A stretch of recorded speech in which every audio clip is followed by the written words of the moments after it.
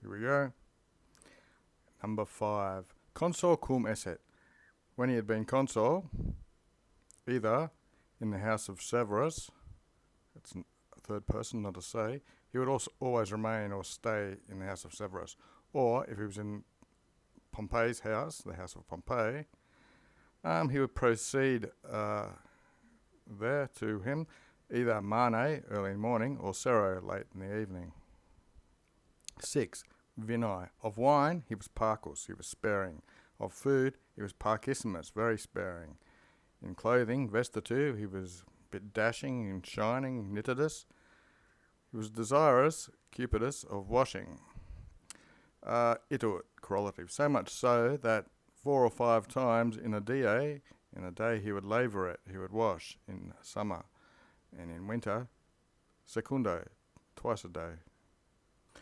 Somni, of sleep, he was very much into it. Plurimus. Another correlative, just so much so that in the triclinium, the dining room, and if by chance he was eating amongst friends, even without shame, he would dormiat, he would sleep. That seemed to be according to his nature, and not through any drunkenness or luxury or revelling or whatever. The next sub-chapter is 7. But these good mores, they helped him. Proest is the, it's a bit of a irregular because I think it has prod in it in some of its forms. But anyway, this was no help to him. All these good habits of his. Don't really need that. For this venerable life, something to be revered or praised, when he was with Plato all the time in books, I'm guessing, and with Aristotle and with Tullius, who was Cicero, and with Virgil and the rest of these ancient writers, he would spend his time. But none of these good mores helped him because he passicest. He suffered another type of exorcism, another outcome, a different type of death maybe. 2. For when in the times of the Maximinus, who we've already covered, and we're going to be using our genitives here, of a savage and truculent man, so Maximinus, who was a savage and truculent man, so he was a bit fighting type, he ruled Africa as proconsul during this time, when now already by the consuls, with himself and his son was the legate, entrusted or given by the Senate to go to Africa, and when acquidem, a certain type of rationalis, these are people who give accounts, so they're from the treasury, he savaged a bit more accurately, a bit more fiercely against many Africans' forms than Maximus himself would allow it to be done. He proscribed, which means killing off people. He prescribed many of them, put them on a list, a hit list, killing Amoltos, many of them, another typo here, and for himself he would vindicate a lot of powers which were beyond all of what a procurator should have. He was retunsus, as he was reined in or something. Then by this proconsul and the legate who we've spoken about, when he did this, he minorited, he threatened their destruction to this noble and consular men themselves. Now this is going on a bit, I'll scroll down here.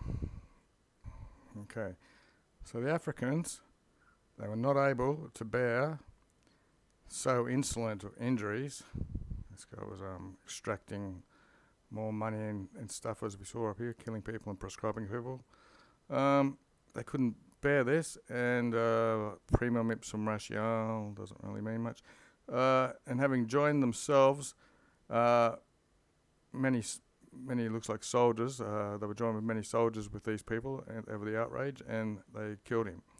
Then with Io Akizo, then when he was dead, and when now the orb of the world was arderating, burning with hatred against Maximinus, they began to think just how or which way sedition between the Maximinus and the peasants, the rusticos, or the Africans, which arose, they could placate this. They wanted to be able to placate the sedition which had arose.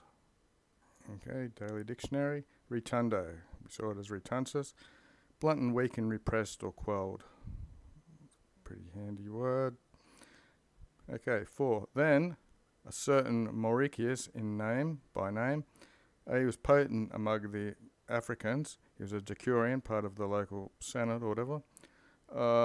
Near Trisdom, afterwards, after all this had happened, he had a nobellissima oration, so with a very great sort of speech amongst the plebs or the urban people, the bit more refined people, or the rusticanums.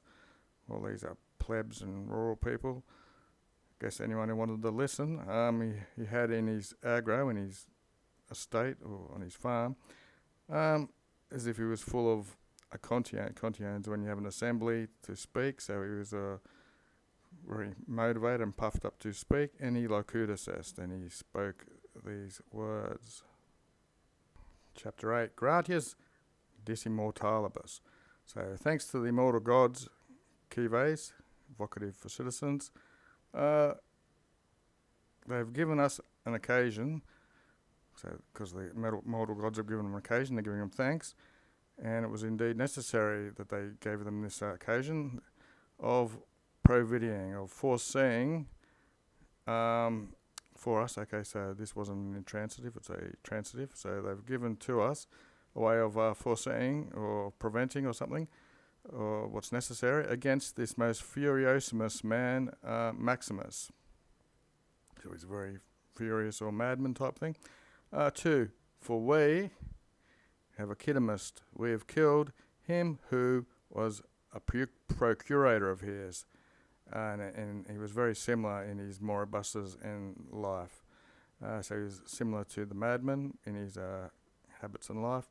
So unless with an emperor made, I guess by us, we're not able to be salvi, we're not able to be safe unless now we make an emperor. 3, quod circa.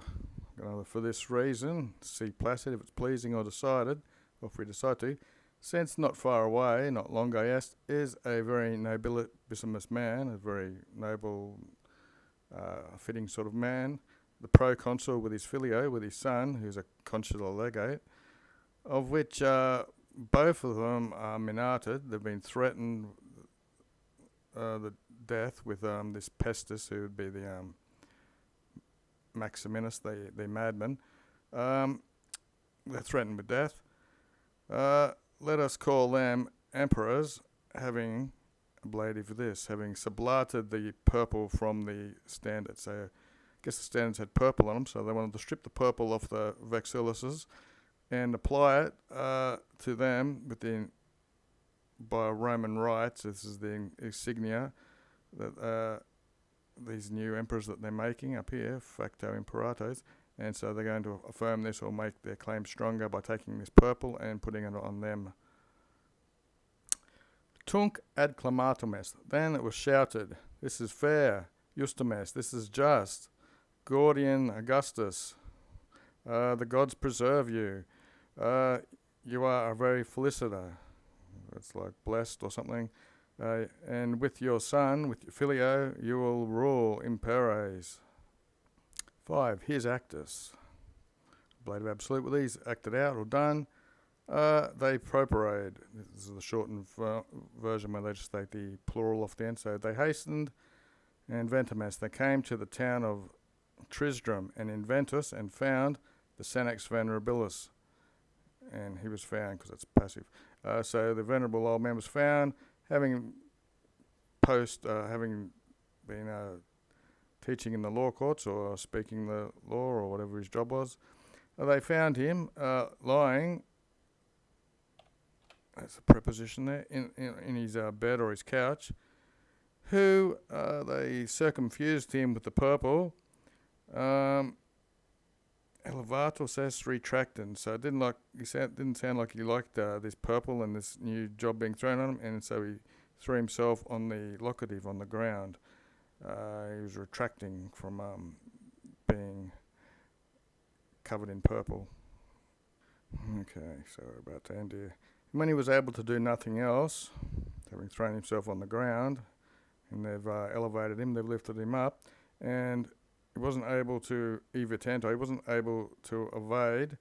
It looks like for the sake of danger, so he was exposed to danger, which he couldn't do anything else. That would come from the Maximinis. Dubious, he's a bit dubious. 4 Taurobuses are the supporters, necessarios. They're also a people group, probably. Partisans is the good word for it. And this was all imminent batting. This was all threatening. So he passive assessed. He allowed himself, this Senex, this old man, to be called the Emperor.